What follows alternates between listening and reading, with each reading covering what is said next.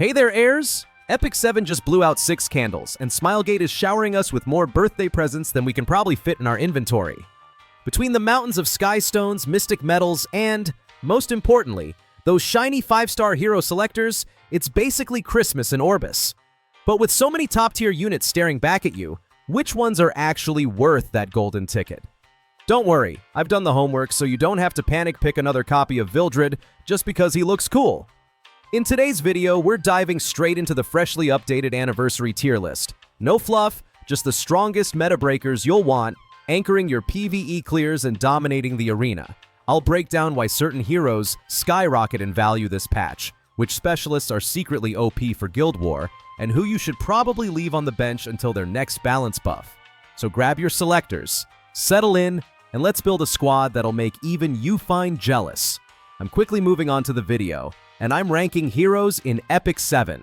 Before we start, if you enjoy these types of list videos, don't forget to like the video and subscribe. Enjoy watching. The heroes in this tier are, in order from top left to bottom right, Vivian, Silverblade Aramintha, Challenger Dominiel, Watcher Shuri, Ruel of Light, Celestial Mercedes, Ken, Luna, and Ray. Alright, let's cut the small talk and jump right into why these heroes in Epic 7's a tier are actually worth your time, and maybe your soul, if you're a true fan. First up, Vivian. This girl is not just pretty. Her ultimate ability pumps up your attack and throws in immunity for a solid 3 turns. That means no annoying debuffs ruining your day.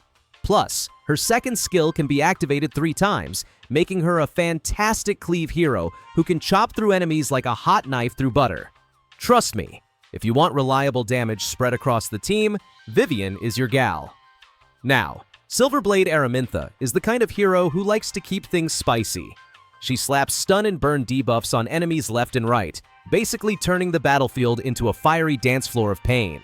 Her second skill automatically triggers when enemies are burning, so you get bonus damage without lifting a finger.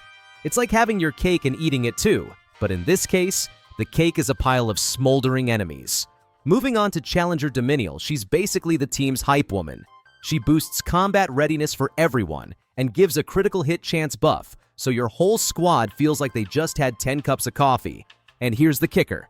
Her damage scales with how often she lands critical hits, which means the more you crit, the more she hits like a wrecking ball. If you love that satisfying critical hit pop-up, she's your MVP. Watcher Shuri brings speed to a whole new level. She's got an increased speed buff that makes her faster than your morning caffeine rush. But wait, there's more. Her ultimate has a penetrate effect, which ignores enemy defense, so even the tankiest foes won't stand a chance. It's like sending a speeding bullet straight through a brick wall. Pure satisfaction. Then there's Ruel of Light, the guardian angel of your team. She's your go-to for healing and throwing up barriers, which basically say, nope, you shall not pass. The real game changer?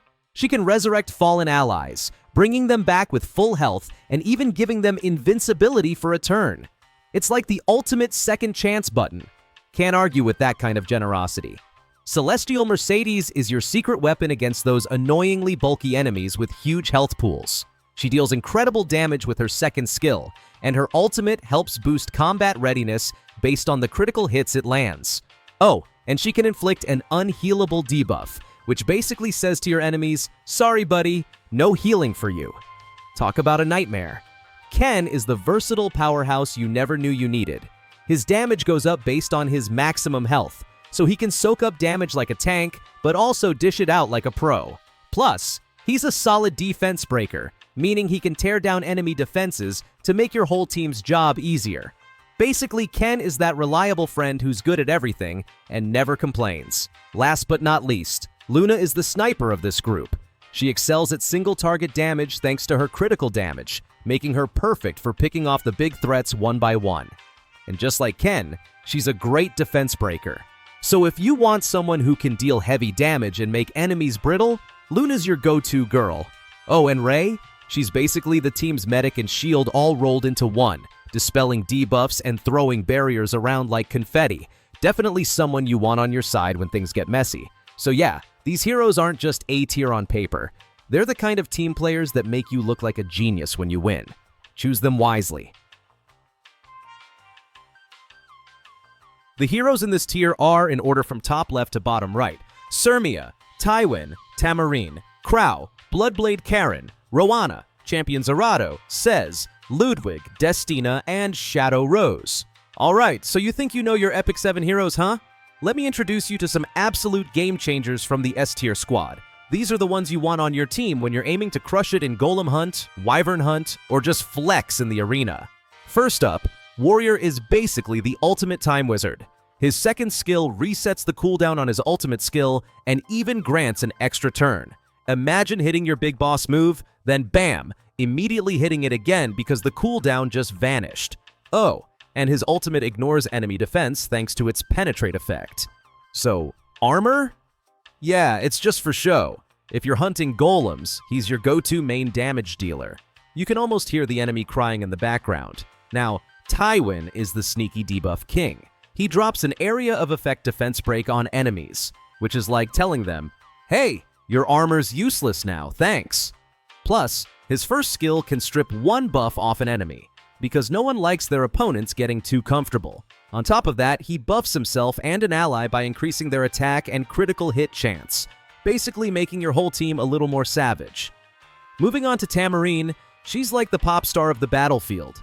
When she activates idle mode, she cranks up the whole team's attack and combat readiness, meaning your team gets pumped and ready to wreck shop faster. But the best part? When idle mode kicks in, she does a full cleanse of all debuffs from the team. So if your team is drowning in nasty status effects, Tamarine just comes in and clears the stage like a boss. Then there's Crow, the team's walking shield. His passive ability grants increased defense to all allies, and with his first skill, he can provoke enemies, basically daring them to hit him instead of your squishier teammates. His ultimate? Oh, it hits hard with penetrate damage, and scales based on how much health he's lost, meaning the more beaten up he is, the more brutal his attack gets. Talk about turning pain into power. Bloodblade Karen is a bit of a wild card.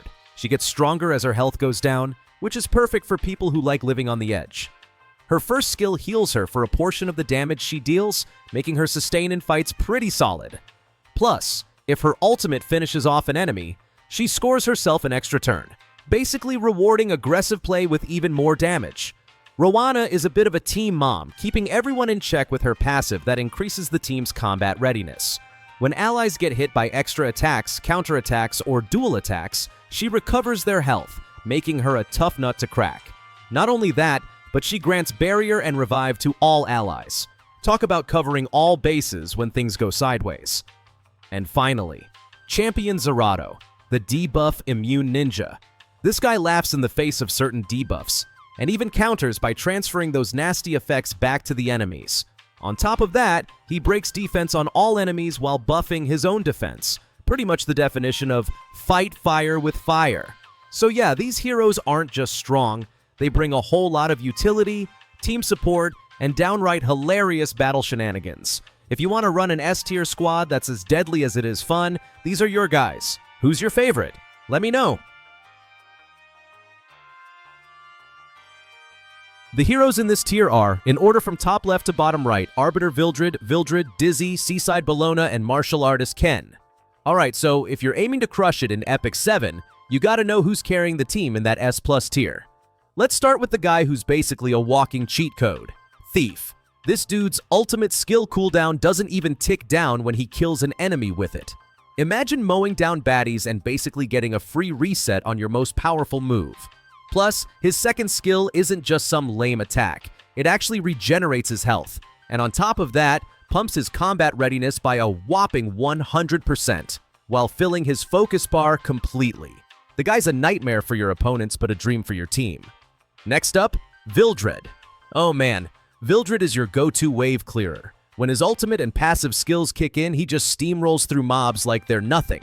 This makes him a beast for farming and leveling up your heroes, especially during those Banshee hunts, where you want to make quick work of enemies. Honestly, if you haven't got Vildred in your lineup, you're missing out on a serious MVP. Now let's talk Dizzy. This lady's all about debuffs. She dishes them out like candy at Halloween. And the best part?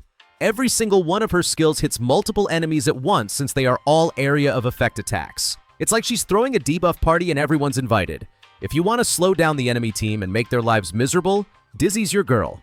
Seaside Bologna brings a special kind of spice to the table. She's got this neat trick where when her focus stacks reach 5, she automatically activates a skill without you having to lift a finger. How's that for lazy but effective? Plus, she's notorious for inflicting defense break and unhealable debuffs, which basically means your enemies can't heal up or protect themselves once she gets going. It's like sending a repair crew into a burning building only to watch it burn faster. Then we have martial artist Ken, who's all about that crowd control life.